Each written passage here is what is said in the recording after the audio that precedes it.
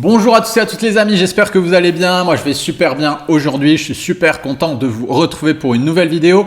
Et aujourd'hui on va parler de Marc Aurèle, l'empereur Marc Aurèle qui a vécu de 121 à 180 après Jésus-Christ. Oui, ça date, mais qui nous a laissé un chef-d'œuvre, un magnifique livre qui s'appelle Penser pour moi-même. C'est un livre qui à la base n'était pas censé être publié, c'est juste en fait comme un journal intime un petit peu des choses, des pensées qu'il s'est laissées à lui-même, d'où le titre, et qui sont absolument une mine d'or sur le plan philosophique. Donc on va essayer d'extraire quelques notions de tout ça et on va essayer de s'en servir pour vous aider. Je vais essayer de décortiquer un petit peu tout ça. J'ai noté entre 10 et 15 points, je ne sais plus exactement, on va voir tout ça, pour vous aider à appliquer les conseils de Marc Aurèle par rapport à votre perte de poids, à votre retour à la santé, à votre retour à la forme. Ne me faites pas dire ce que j'ai pas dit, je suis pas en train de vous dire que Marc Aurèle donne des conseils minceurs ou qui vous explique le principe du déficit calorique dans son livre, c'est pas du tout ça. C'est juste qu'en fait, il va vous aider à devenir quelqu'un de plus sage, plus autodiscipliné, plus organisé, avoir un esprit, un mental beaucoup plus fort en appliquant sa philosophie, et de ce fait, vous pourrez transposer ça dans les différents domaines de vie que vous souhaitez, et notamment la perte de poids. Mais vous pouvez très bien l'utiliser dans vos relations, dans votre travail, etc. Bref, pour moi, Marc Aurèle, c'est vraiment un des hommes les plus sages que l'humanité ait connu, d'accord? Rien que ça. Et je ne suis pas le seul à penser ça, c'est vraiment des pépites sur pépites de sagesse que vous pourrez retrouver dans ce livre. Donc n'hésitez pas à le lire si ça vous parle, et vous le retrouverez également en livre audio sur YouTube assez facilement. Ce qui est bien avec les pensées de Marc Aurèle aussi, c'est qu'elles ne sont pas du tout dogmatiques, étant donné que c'est des choses qu'il s'appliquait uniquement à lui-même et que ce n'était pas censé être publié. Et du coup, on peut essayer de les appliquer, on peut essayer de les implémenter dans sa vie ou pas, on peut être d'accord avec ou pas, on n'est pas obligé d'embrasser la doctrine, on n'est pas obligé d'embrasser complètement la pensée de Marc Aurèle. Voilà, c'est pas un dogme.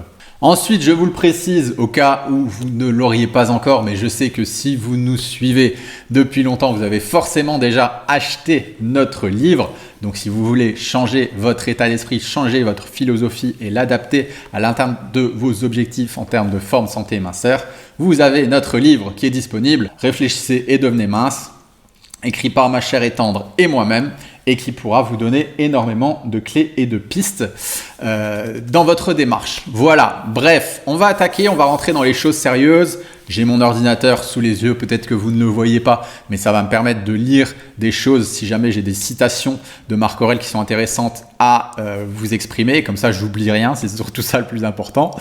Donc la première chose, je vous ai à peu près noté une dizaine, 10-15 points super intéressants que Marc Aurèle développe.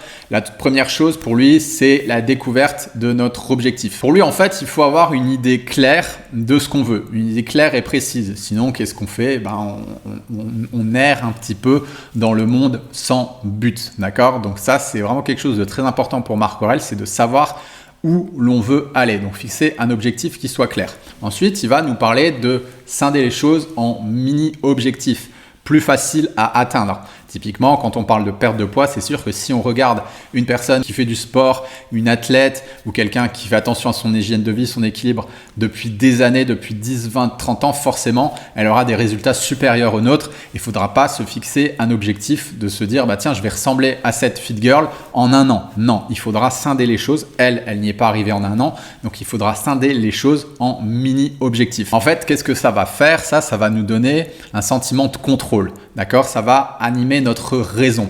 Et toute la philosophie de Marc Aurèle, ou en tout cas une grande partie de la philosophie de Marc Aurèle, c'est un petit peu un combat entre la raison et les émotions. On parle de stoïcisme, vous le savez peut-être, quand on dit de quelqu'un « Ah waouh, toi tu es vraiment stoïque, dans n'importe quelle situation, tu arrives à rester de marbre ».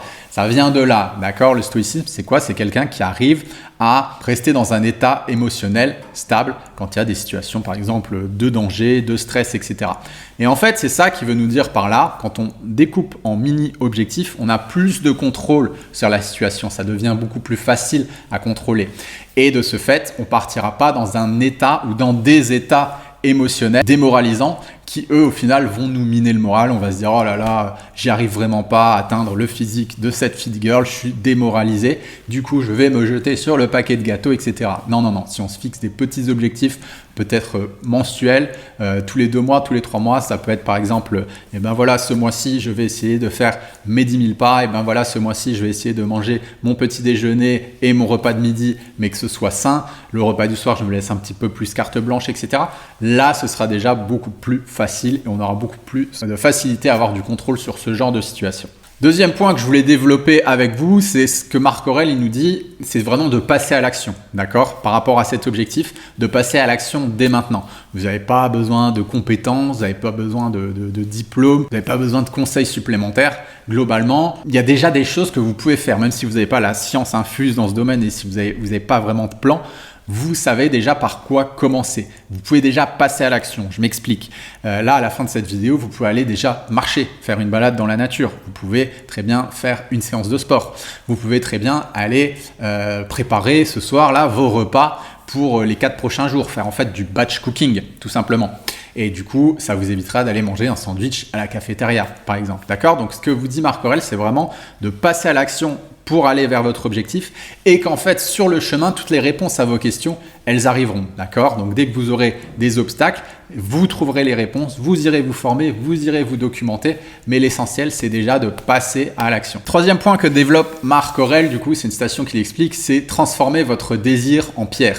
J'adore cette expression, elle est géniale. Mais voilà, transformer votre désir en pierre, ça veut dire quoi? Ça veut dire faire preuve d'autodiscipline. Qu'est-ce que c'est l'autodiscipline? L'autodiscipline, c'est notre capacité de nous forcer à agir, de faire ce qu'il faut faire pour atteindre nos objectifs, et ça, peu importe notre état, qu'il soit mental, physique ou émotionnel. Voilà, il y a un truc à faire, il y a un taf à faire, il y a un travail à faire pour atteindre mon objectif. Et bien, peu importe mon état, ok, ça va être difficile, ça va être compliqué. D'ailleurs, si c'était si facile, tout le monde le ferait, mais moi, je vais le faire. Ok, peu importe mon état. Donc c'est ça l'autodiscipline et c'est vraiment une des pierres angulaires de la philosophie de Marc Aurèle. Ce que nous dit Marc Aurèle par rapport à l'autodiscipline, c'est de faire vraiment attention et de commencer par des toutes petites choses. Voilà, si typiquement vous n'avez pas d'autodiscipline ou que vous n'avez jamais travaillé votre autodiscipline, il ne faut surtout pas commencer à avoir la prétention d'accomplir des choses extraordinaires sur une durabilité énorme ou quoi que ce soit parce que ça ne fonctionnera pas. C'est comme un muscle, il faut muscler son autodiscipline, d'accord? Donc il vaut mieux commencer par des toutes petites choses du quotidien. Par exemple, vous pouvez très bien vous dire je change rien à mon petit déjeuner, par contre je vais ajouter un fruit. Voilà, à mon petit déjeuner pendant 30 jours. Et déjà ça, ce sera une preuve d'autodiscipline et vous pourrez vous féliciter. Autre concept très intéressant que nous explique Marc Aurèle, c'est celui de l'épreuve volontaire. Il va nous dire, Marc Aurèle, de fuir le confort. Alors attention, c'est pas un gourou du développement personnel moderne qui va nous dire que dans toutes les situations, il faut tout de suite sortir de sa zone de confort pour être enfin heureux. Marc Aurèle, quand il nous dit ça, il faut vraiment distinguer le message et le messager, d'accord? Donc, qui c'était Marc Aurèle? Ça prend tout son sens, en fait, quand on fait ça.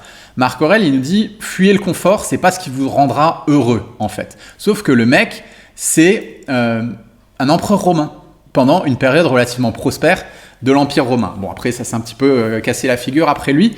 Et ce mec-là qui vit au final dans le luxe absolument ultime, dans des palais merveilleux d'une des civilisations les plus splendides de l'humanité et de l'Antiquité, nous dit que, purée, c'est bizarre, le confort, ça rend pas heureux.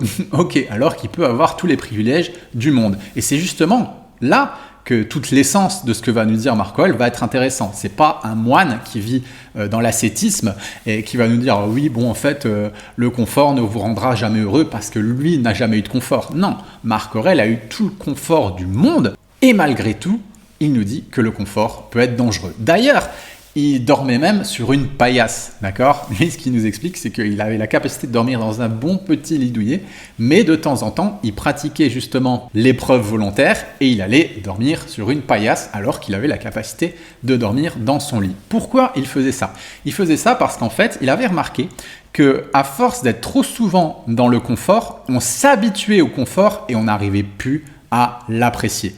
Vous avez peut-être déjà fait l'expérience que quand vous partez, je ne sais pas, faire une randonnée, que quand vous partez dormir dans une tente, faire du camping, ou que vous partez de chez vous, que vous arrivez dans un hôtel qui n'était pas super, ou en tout cas beaucoup moins bien que ce qu'il y avait sur la brochure, et que quand vous rentrez chez vous, eh bien, vous êtes content, vous appréciez votre bon petit ludouillet, vous appréciez de vous faire des bons petits plats, etc. D'accord ?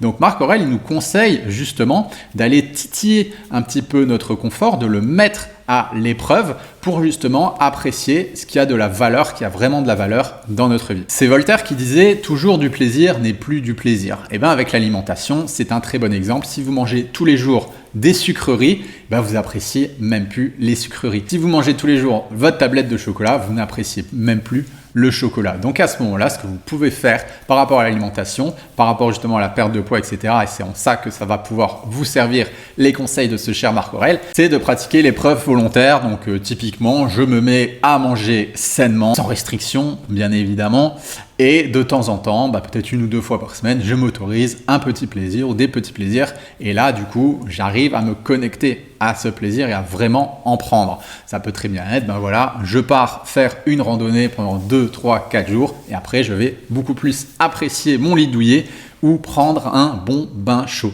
Un autre point fondateur de la philosophie de Marc Aurèle, c'est de pratiquer la dichotomie du contrôle. Pour lui, on doit toujours être conscient dans notre vie des choses qui sont sous notre contrôle et des choses qui ne sont pas sous notre contrôle. Par exemple, vous ne pouvez pas instantanément, là, en un claquement de doigts, changer votre poids sur la balance. Vous ne pouvez pas, en un claquement de doigts, c'est pas sous votre contrôle, d'enlever la cellulite que vous avez sur les fesses. Par contre, ce qui est sous votre contrôle, c'est que vous pouvez dès à présent manger plus sainement, aller faire du sport, faire preuve de régularité dans vos séances, être moins sédentaire, etc. Donc c'est là-dessus qu'il faut se concentrer.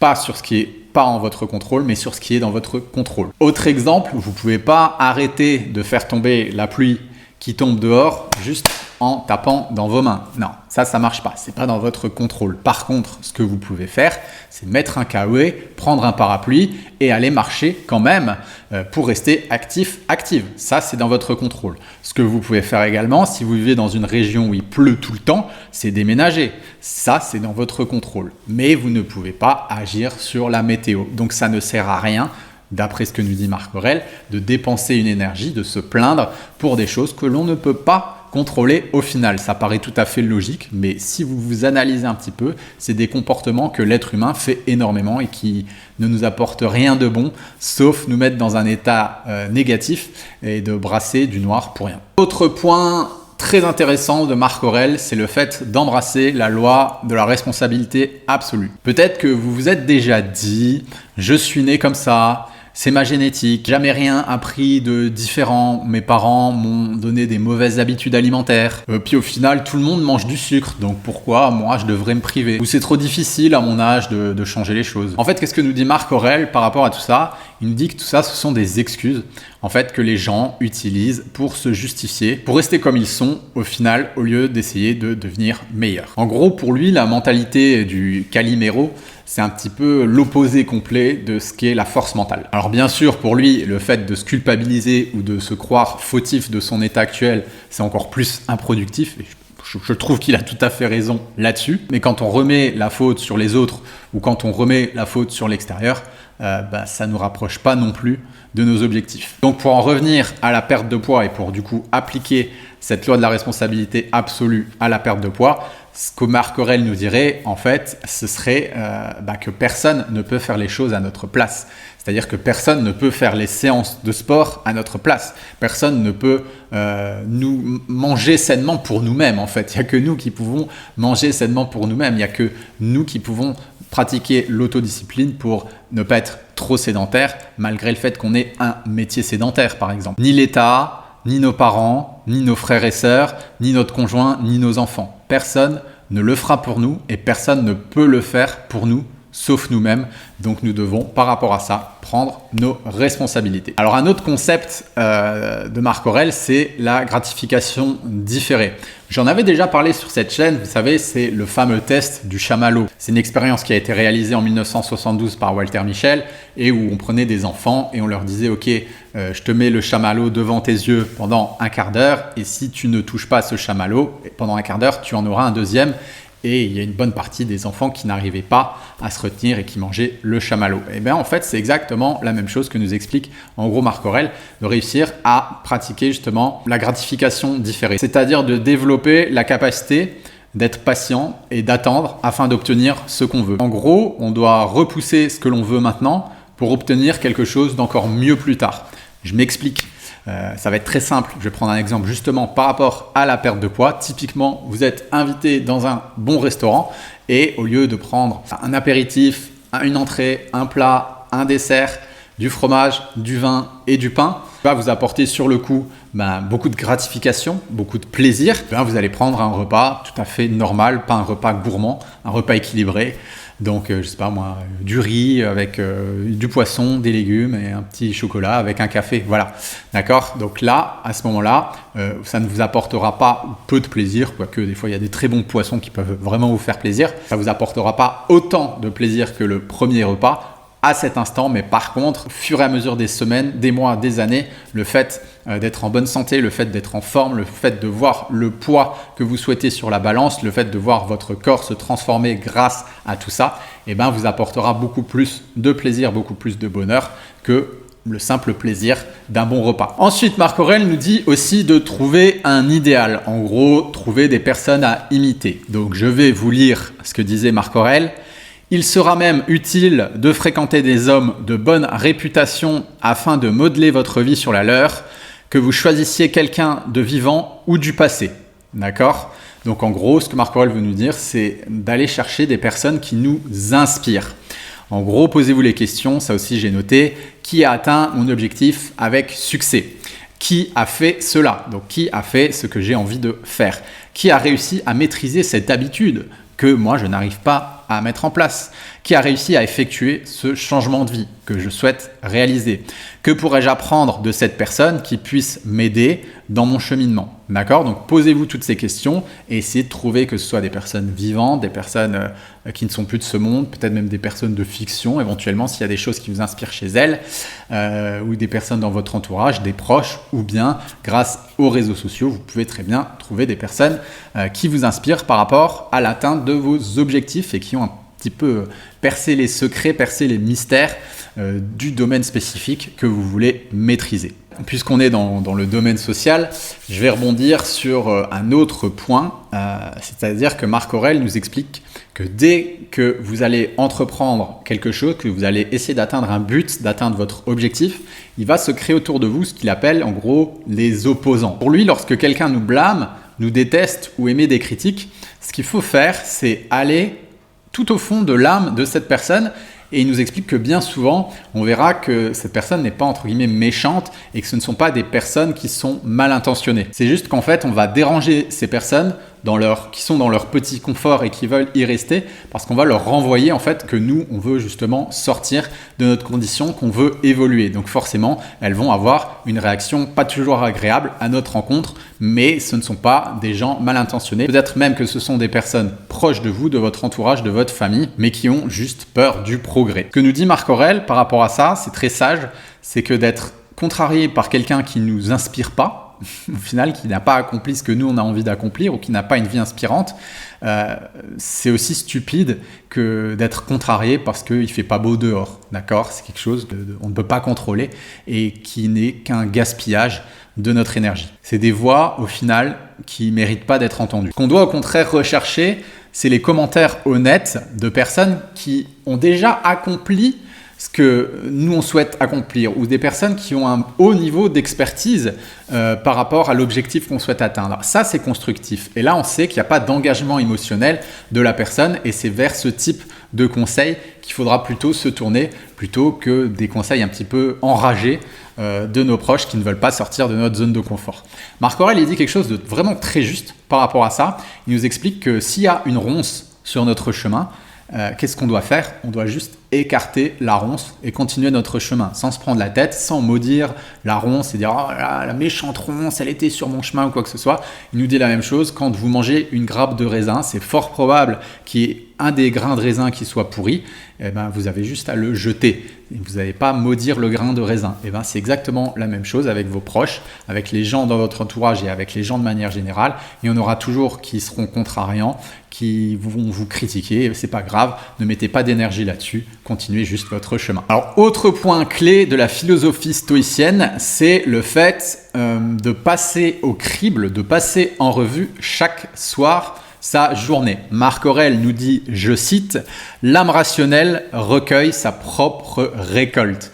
Donc là, il va falloir vraiment, j'ai envie de dire, être brutalement honnête et ne pas avoir peur de se confronter au réel, de se confronter à la réalité. Donc ce qu'il nous conseille, c'est de nous poser chaque soir dans notre lit, peut-être d'acheter un carnet, d'avoir un carnet, et avec vraiment bienveillance, j'ai envie de dire, envers soi-même, d'analyser qu'est-ce qui s'est passé aujourd'hui. Où est-ce qu'on aurait pu être plus autodiscipliné, plus organisé, où est-ce qu'on a été faible, où est-ce qu'on a été fort, mais vraiment sans se culpabiliser, sans se mettre la pression, sans s'auto-flageller, être vraiment réaliste et se dire bon bah ok, ça j'aurais peut-être pu l'améliorer, là j'étais peut-être pas obligé de manger ce biscuit, ou peut-être que j'ai mangé ce biscuit, pourquoi?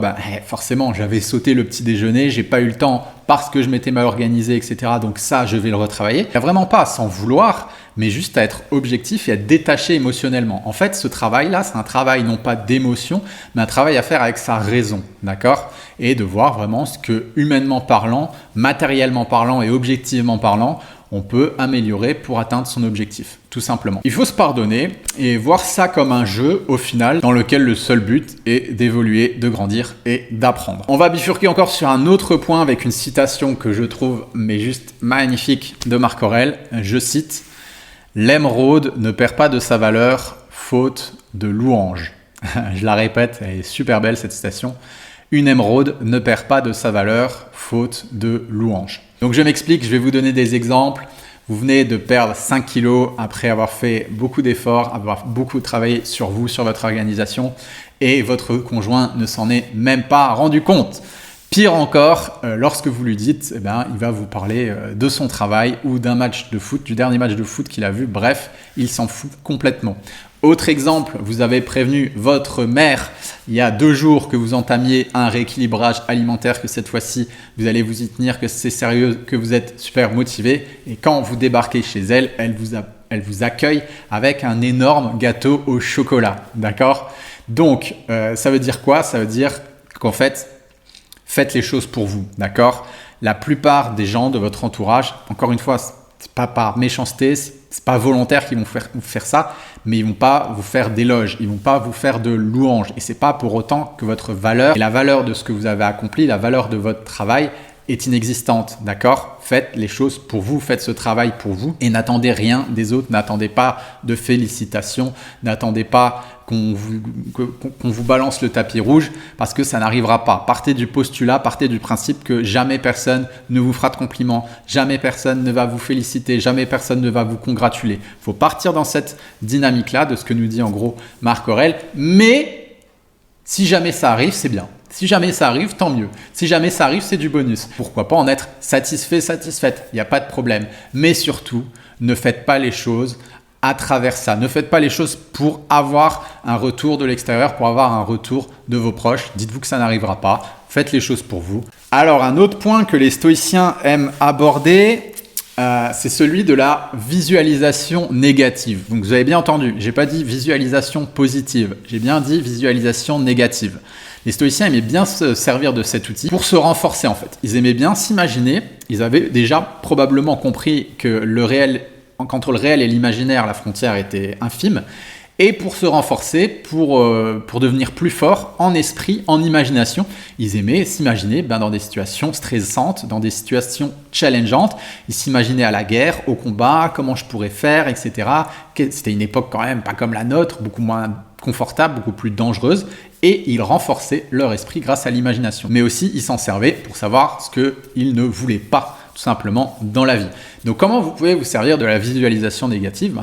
Par exemple, pour atteindre votre objectif en termes de perte de poids, vous pouvez vous entraîner votre répartie. Vous pouvez vous imaginer à la salle de pause et voilà, il y a votre collègue que vous aimez pas trop, qui aime bien vous taquiner, vous titiller, qui est en train de vous dire que si vous arrêtez le sucre, c'est très grave et que vous pouvez avoir de gros problèmes de santé si vous arrêtez le sucre parce qu'il a regardé un reportage un petit peu bizarre à la télé. Et du coup, entraînez votre répartie par rapport à ça. Vous pouvez vous entraîner à lui répondre, vous pouvez commencer à vous imaginer dans cette situation pour pas perdre vos moyens, pour pas vous sentir mal émotionnellement et vous rabattre par la suite sur la nourriture. Et la visualisation négative, vous pouvez très bien aussi l'utiliser pour imaginer les choses que vous ne voulez pas. Par exemple, si vous vous imaginez dans 10 ans, comment vous serez si vous ne changez pas votre hygiène de vie. D'accord? Donc, comment serait votre glycémie, par exemple? Comment serait votre poids sur la balance? Comment serait votre niveau de forme? Comment serait votre santé cardiovasculaire? Votre état quand vous montrez quelques étages à votre travail, etc., etc. Donc, tout ça, vous pouvez l'imaginer parce qu'au final, c'est une réalité, d'accord? C'est pas un bel aspect de la réalité, mais si vous n'agissez pas, c'est forcément ce qui risque de se passer.